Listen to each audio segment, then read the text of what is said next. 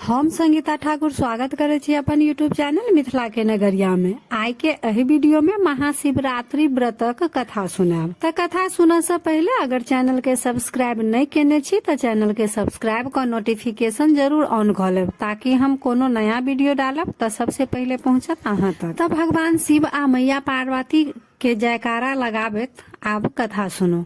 पूर्व काल में एकटा चित्रभानु नाम के शिकारी रहे। ओ जानवर के शिकार क अपन परिवार के पोषण पालन करैत रहे। ओ एकटा साहूकार से कर्जा लेने रहे, परंतु ओ कर्जा समय पर नहीं चुका सकले। त साहूकार के बहुत तामस उठले। ओ शिकारी के बंदी बनाकर शिव मठ में बंद कर देलक। संजोग से ओहि दिन शिवरात्रि के दिन रहे। शिकारी भर दिन भूखले प्यासल रहे आ शिव मंदिर में भगवान के कीर्तन भजन होइत रहे। शिकारी ध्यान से अपन शिव कीर्तन भजन सुनैत रहल। जखन भर दिन बीत गेले आ साँझ पड़े वाला रहे त साहूकार शिकारी के शिव मठ से निकाल कर ऋण चुकाव के बारे में कहलके। त शिकारी अगला दिन ऋण चुका दे के वचन साहूकार के देलक। त साहूकार शिकारी के छोड़ दिलके। आब शिकारी सोचलक जे काल्हि त ऋण चुकाव के अछि। ओ जंगल के तरफ तखने शिकार कर निकल गेल। शिकारी शिकार तकैत तकैत जंगल में बहुत दूर निकल गेले। आब साँझ पड़ गेल। शिकारी सोचलक जे आइ रात में जंगल में रह पड़त। से सोच क ओ अपना रुकऽ लेल जगह खोजऽ लागल। त नदी किनारे एकटा बेल के गाछ रहे। ओ बेल के गाछ पर चढ़ क अपना बैसा लेल जगह बनाबऽ लागल। तय क्रम में ओ कुछ बेल पत्र के तोड़ क नीचा खसाबऽ लागल। बेल गाछ के नीचा में एकटा शिवलिंग रहे। बेल पत्र ओहि शिवलिंग पर अनजाने में ही शिकारी हाथे चढ़ गेल। आब शिकारी भर दिन के भूखल प्यासल त रहबे करे आ साँझ के एकर पूजा सेहो भ गेल। शिकारी एहि सब बात से अनजान रहे कि गाछ के नीचा में शिवलिंग रहे। सेहो बात ओकरा नहीं बुझल छले। शिकारी आब बेल गाछ पर बैसल रहे त रात के पहिल पहर में तालाब पर एकटा गर्भनी हिरनी पानी पीबऽ लेल एले। शिकारी अपन धनुष पर बाण लगा जहाँ हिरनी के मारऽ लगले त हिरनी शिकारी से कहे अछि, हम गर्भनी छी, हम एकटा बच्चा के जन्म देब आ अहाँ एक संगे दू दूटा जीव हत्या करब, से हमरा पर दया करू। हम बच्चा के जन्म द आबै छी, तब हमरा मार लेब। शिकारी के हिरनी पर दया आबि गेले। ओ कहलकै ठीक अछि। हिरनी ओतऽ से चलि गेले। शिकारी अपन बाण के ढीला कर धनुष राखऽ लगल। एहि क्रम में धनुष लाग क कुछ बेलपत्र शिवलिंग पर खसि पड़ले। एना क क अनजाने में ही शिकारी सब पहिल प्रहर के पूजा भ गेल। कुछ रात बितला के बाद फिर एकटा हिरनी तालाब पर पानी पीबऽ लेल एले। शिकारी फिर अपन बाण धनुष पर चढ़ेलक आ हिरनी के मारऽ लेल धनुष चलाबऽ लगले।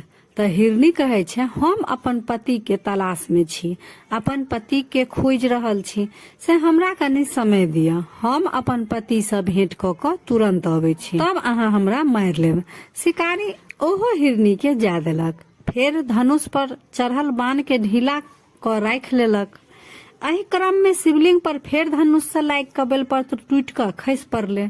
आब रात के दोसर प्रहर के पूजा शिकारी से अनजाने में ही भ गेले। शिकारी फेर गाछ पर बैसल रहे। फेर कनी देर बीतले त एकटा हिरनी अपन बच्चा सब संगे तालाब पर पानी पीबऽ एले।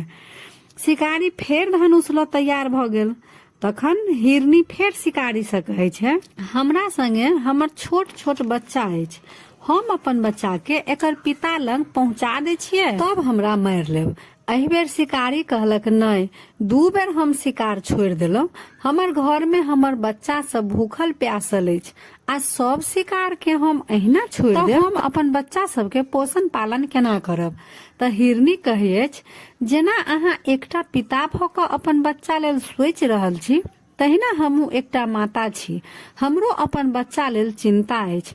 ओ हिरनी खूब कलेप क कहे अछि जे हम अहाँ के वचन दै छी, हम सब बच्चा के एकर पिता के सौंप क अहाँ समक्ष उपस्थित होइ छी। शिकारी के दया आबि जाय छै। ओ हिरनी के जाय दै छै आ अपन धनुष के बाण ढीला क राख लै अछि। फिर धनुष से बाण ढीला करऽ के क्रम में कुछ बेल पत्र शिवलिंग पर खसि पड़े छै। एना क क शिकारी के तेसर प्रहर के पूजा सेहो भ जाय अछि। आब भर रात बीत गेल। भोर होबऽ वाला रहे त एकटा हिरन तालाब पर एले। शिकारी फेर अपन धनुष पर बाण चढ़ौलक आ मारा लेल जहाँ धनुष के निशाना हिरन पर लगेल के कि हिरन कहे हाँ मार लिया, अगर 3टा हिरनी के अगर अहाँ मार दिलो तो हम असगर रह के की करब। तो शिकारी हिरन से पूछे जे ओ हिरनी सब के रहे।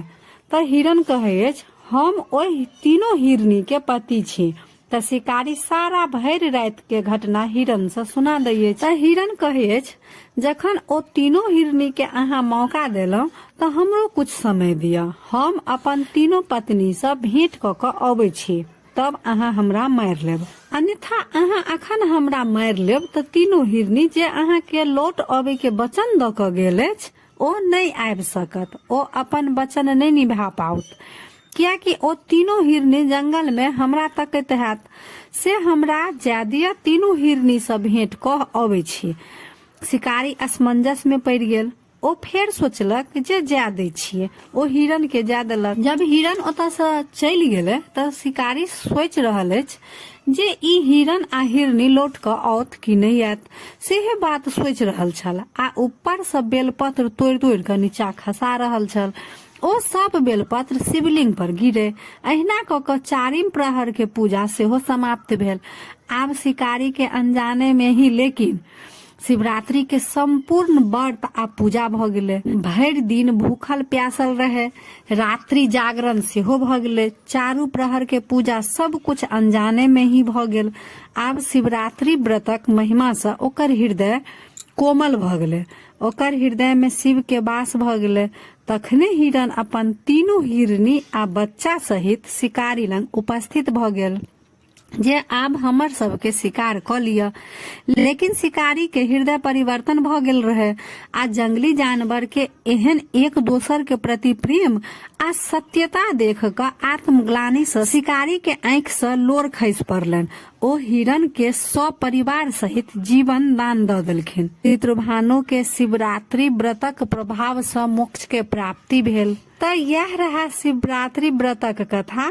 तो कमेंट में हर हर महादेव जरूर लिखब आ नीक लागल तो लाइक शेयर सब्सक्राइब क के मैथिली भाषा के सपोर्ट जरूर करब। तो फेर उपस्थित होय छी एकटा नया वीडियो के संग। ताबे तक जय मिथिला जय मैथिली।